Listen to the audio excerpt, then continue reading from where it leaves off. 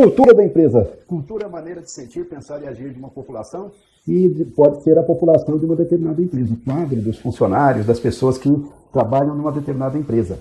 Então a cultura, ela tem processos de mudança. Cultura é muito relevante para o desempenho da organização e, portanto, a mudança na cultura, a administração da cultura se torna muito relevante. Assunto antigo já, desde os meados do século XX, falam sobre a mudança cultural, etc., mas nos últimos tempos ele se tornou importante, é um assunto importante do ponto de vista acadêmico e também do ponto de vista da gestão na prática.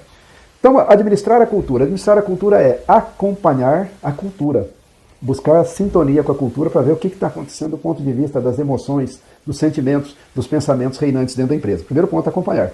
Segundo ponto, fazer diagnósticos de tempos a tempos. Quais são os pontos fracos que a nossa cultura reflete? Quais são os pontos fortes que temos aqui do ponto de vista da cultura? O que é adequado, o que é inadequado na nossa cultura?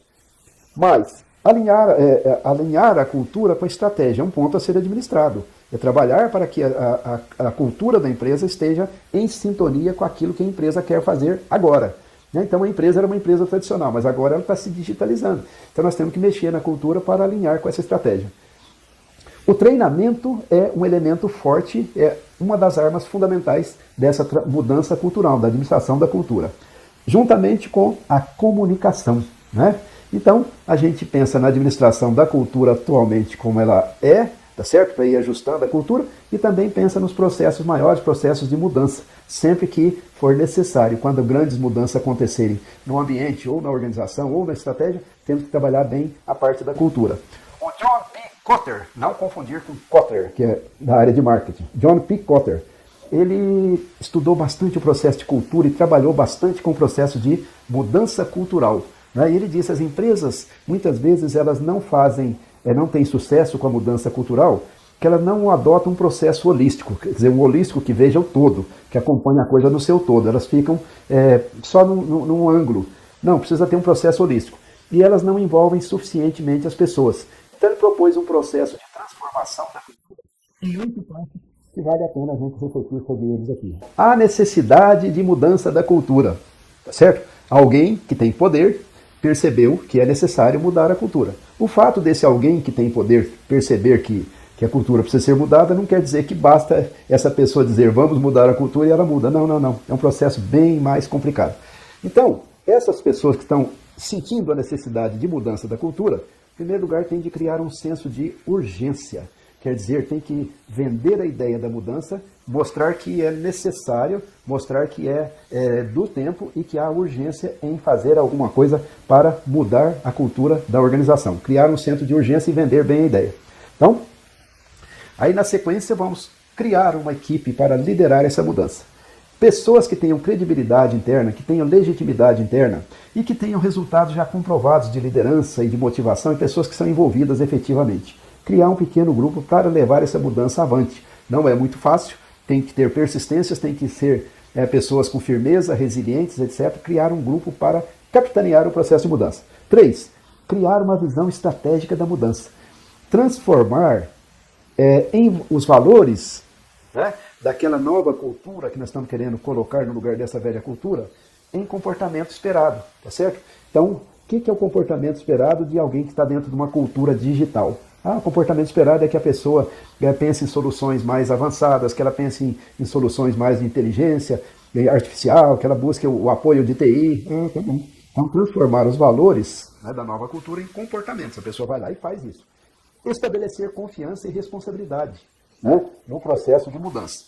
Bom, e aí, usar a comunicação para entendimento e compra do processo para as pessoas. Tem de persuadir as pessoas, tem de convencer, para que as pessoas superem o seu medo, né, que elas têm medo, têm raiva e têm resistência quando aparece alguma coisa que vai mudar, que vai mexer com elas, vai tirar privilégio, vai complicar a vida delas. Não tem jeito de fazer omelete sem quebrar os ovos. Para fazer mudança vai complicar a vida das pessoas. Então tem que vender bem isso, ajudar as pessoas a superar esses sentimentos negativos.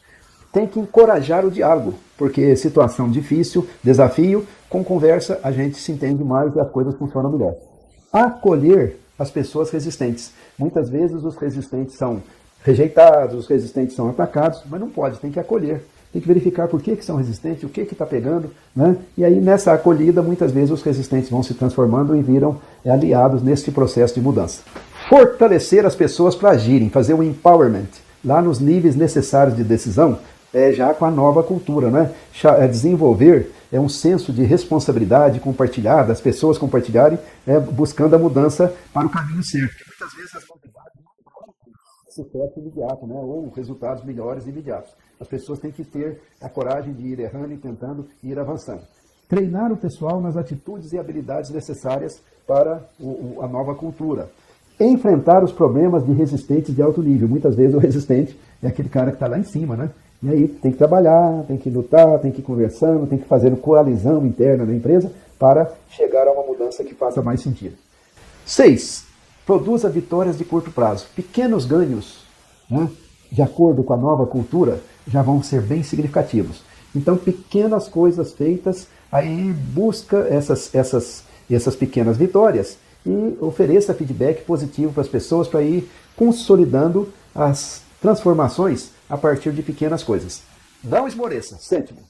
Mantenha firmeza, né? É necessário reconhecer o trabalho duro. Há um trabalho duro da equipe que está levando as coisas para frente, das pessoas que estão buscando a nova cultura, de gente que já está entrando numa coalizão pela nova cultura. Celebrar os sucessos e realizações que vão sendo obtidos. Reafirmar a visão sempre. O rumo é este, o rumo é este, o rumo é este, para onde nós estamos indo.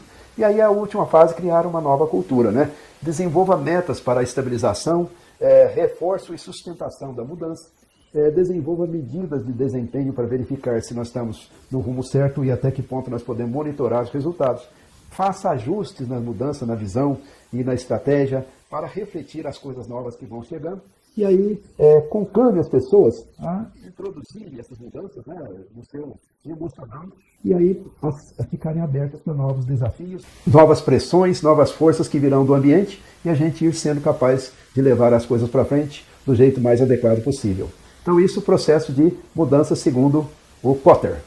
E vamos falar no próximo vídeo sobre o movimento da qualidade, que foi um movimento também de grande porte, que envolveu um grande número de empresas percentualmente e que teve uma relevância muito significativa no contexto da gestão e que reúne um pouco de tudo isso que nós falamos, de estruturação, de metodologias, de cultura, etc.